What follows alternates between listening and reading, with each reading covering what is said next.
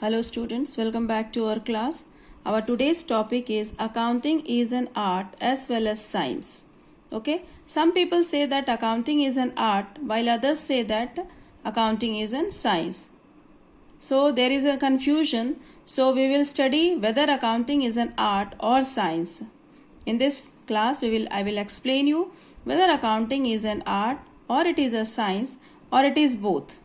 It is art also and it is science also.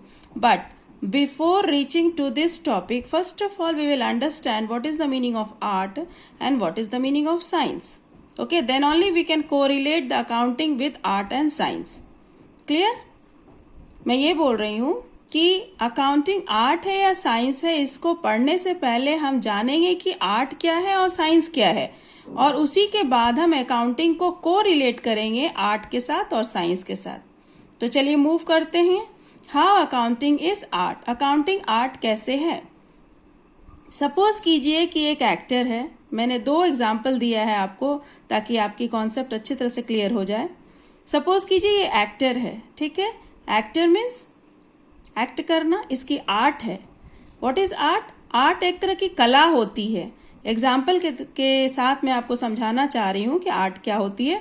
Suppose कीजिए ये एक actor है, इसकी आर्ट है एक्टिंग करना, ठीक है. इसका आर्ट होता है कि ये एक्ट करे और धीरे धीरे धीरे जब इसकी एक्टिंग बहुत अच्छी होने लगे तो इसकी एम होती है सुपरस्टार बनना. क्लियर? क्या होता है, एक एक्टर रहता है, उसकी आर्ट होती है एक्टिंग करना और उसका एम होता है कि एट लास्ट वो सुपरस्टार बन करके मार्केट में उभर जाए. ठीक है. तो इसके लिए इसको क्या करना पड़ता है, अपनी आर्ट को बार बार उसे प्रैक्टिस करना पड़ता है एक्टिंग की, और अल्टीमेटली वो अपने एम तक पहुंचता है. इन द सेम वे दूसरी एग्जांपल लीजिए आप कि एक टीचर है, 2 टीचर हैं. दोनों टीचर बहुत ही अच्छे तरीके से पढ़ाते हैं. उनकी आर्ट है टीचिंग. जरूरी नहीं है कि दोनों सेम तरीके से पढ़ाते हो, बट उनकी आर्ट है टीचिंग. पढ़ाना है एक ही टॉपिक को, बट डिफरेंट आर्ट से वो लोग पढ़ाते हैं. ठीक है. बट मेन एम दोनों की है 100% result from the student.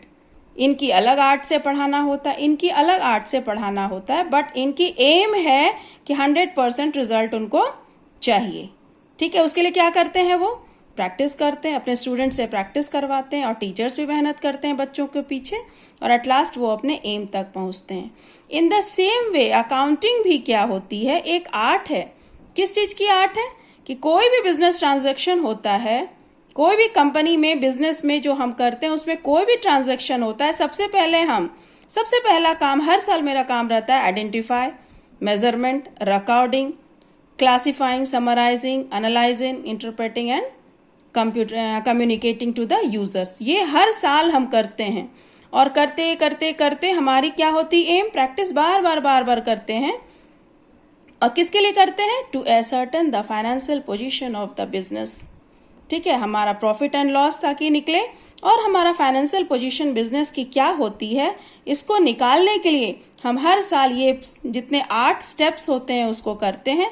8 steps करने के बाद हम असर्टेन करते हैं कि बिजनेस में प्रॉफिट हो रही है या लॉस हो रही है, या हमारी पोजीशन क्या है बिजनेस की. क्लियर? तो इन द सेम वे क्या होती है, ये आर्ट है, कला है. किसकी? प्रैक्टिस करते करते करते हमें फाइनेंशियल पोजीशन तक पहुंचते हैं. ठीक है. इसलिए हम साबित कर सकते हैं कि what is art, what is accounting. Accounting is an art of identifying, measuring, recording, classifying, summarising the financial data by to ascertain the financial position of the business. किसके तरह? बिल्कुल एक टीचर और सिंगर की तरह. क्लियर हो गया why accounting is the art. अब मूव करते हैं why accounting is science. How, कैसे साइंस कैसे है ये. द स्टूडेंट, इसको पढ़ने से पहले हम देखेंगे what is science. Obviously science is a systematic body of knowledge. एक सिस्टमैटिक बॉडी ऑफ नॉलेज होती है जो कि ये सर्टेन प्रिंसिपल्स पे बेस्ड होती है, which have universal applications and establishes cause and effect relationship based on observation and experiment. ठीक है. साइंस किसको कहते हैं? जो किसी प्रिंसिपल पे बेस्ड हो, जिसका यूनिवर्सली एप्लीकेशन होता हो, और जो कॉज एंड इफेक्ट रिलेशनशिप पे बेस्ड हो. तो in the same way accounting भी एक सिस्टमैटिक बॉडी ऑफ नॉलेज है. मैं इसको साबित करूंगी इसी तीनों प्रिंसिपल पर रख के. कैसे अकाउंटिंग एक सिस्टमैटिक बॉडी ऑफ नॉलेज है? अकाउंटिंग भी एक सिस्टमैटिक बॉडी ऑफ नॉलेज है, जैसे कि गैप, सर्टेन प्रिंसिपल्स। अकाउंटिंग भी गैप के अकॉर्डिंग ही मूव करती है। सारे संसार में जितने भी अकाउंटेंट हैं वो गैप को फॉलो करते हैं। अब आप पूछेंगे गैप क्या होती है? तो students, gap means generally accepted accounting principles. G for generally accepted accounting principles. ठीक है, ये ऐसी है कि ये सर्टेन प्रिंसिपल्स पे बेस्ड है और जितने भी अकाउंटेंट हैं वो इस प्रिंसिपल को के सहारे ही अपनी अकाउंटिंग को फॉलो करते हैं। That means accounting is also science. चलिए नेक्स्ट को प्रूव करते हैं। Which have universal application. ये जो गैप है, जो रूल्स और प्रिंसिपल्स इस गैप में बने हुए हैं वो पूरी यूनिवर्सली एप्लीकेबल है। ऐसा नहीं कि सिर्फ इंडिया में इसे फॉलो करते हैं, अमेरिका वाले भी इसी गैप को फॉलो करते हैं। That means accounting is also science. अब third, establishes cause and effect relationship based on observation and experiment।